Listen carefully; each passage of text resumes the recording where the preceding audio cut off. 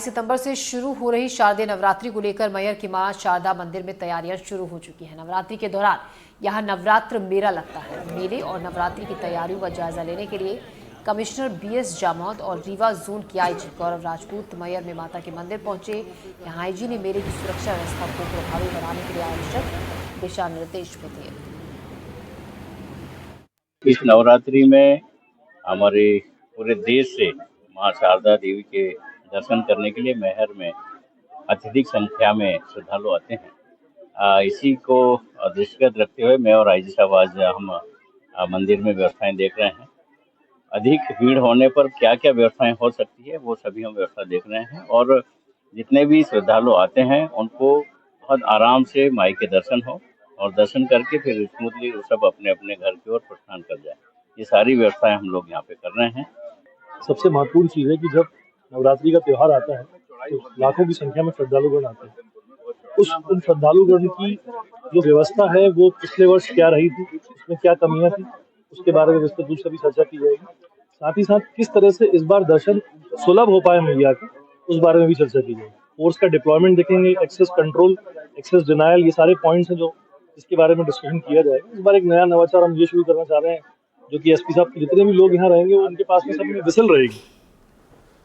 श्योपुर में आवदा डैम में दरार से दहशत है। डैम की दरार से लगातार पानी का रिसाव हो रहा है। लगातार रिसाव से डर के साए में ग्रामीण है। पिछले 5 साल में डैम में आई दरारें बढ़ती चली जा रही हैं। डैम सेफ्टी विभाग पर लापरवाही का आरोप है। पलायन पर अब आवदा गांव के ग्रामीण है। कल ये खबर हमने आपको दिखाई थी, हमने बताया था आपको कि किस तरह से आवदा डैम के साथ 75 गांव के लोग घबराए हुए हैं। उन पर डैम अगर टूटता है तो बहुत बड़ी आपदा आ सकती है और ऐसे में अब स्थिति है कि आवदा गांव के ग्रामीण अब पलायन पर मजबूर हो गए हैं। बारिश के बाद कई जगह डैम, तालाब और नदियां लबालब हो गई हैं और कई जगह इस बारिश के बाद डैम में दरारें पड़ गई हैं।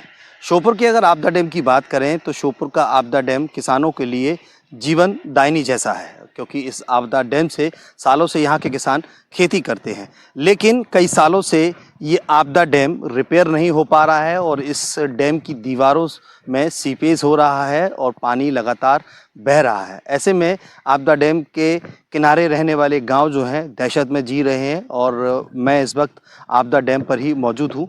आप देख सकते हैं कि ये आपदा डैम है और बड़ा विशाल यहाँ पे आपदा डैम बनाया गया है और बताया जाता है कि ये 42 फीट तक गहरा है और लगभग 500 हेक्टेयर तक ये बांध फैला हुआ है जहाँ पानी भरता है। और देख सकते हैं आप इन तस्वीरों में कि जो बांध की दीवारें हैं उनमें दरार पड़ चुकी है और पानी की धारा लगी हुई है और ये धारा कई सालों से ऐसे ही बह रही है और ये अकेली एक दरार नहीं है। पूरे डैम में आप देख सकते हैं कि ये जो डैम बना हुआ है इसके सभी तरफ ये जो सफ़ेद लेयर आपको दिख रही है ये पानी के रिसाव की लेयर है और इस डैम में से पानी जो रिस रहा है, कहीं बड़ी बड़ी दरारें हो गई हैं और इन दरारों के साथ साथ आप देख सकते हैं कि यहाँ पर जो इसकी रिपेयरिंग होना चाहिए वो अब तक नहीं हुई है। ऐसे में पूरा डैम जो है, देखिए मैं और दिखाना चाहूँगा, यहाँ पर